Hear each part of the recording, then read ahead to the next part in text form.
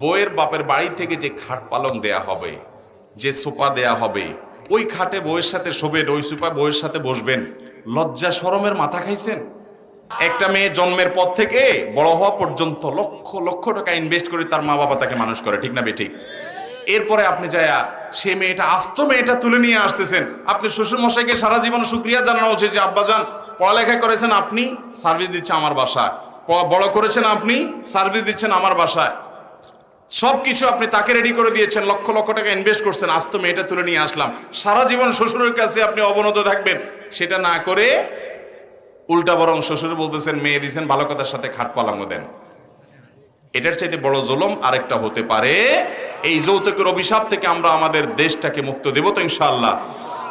ভাইরা আমার, তরুণরা যারা আছেন এখনো বিয়ে শাদী করেন নাই, প্রতিজ্ঞা করেন শ্বশুর বাড়ি থেকে একটা সুই সুতাও নেব।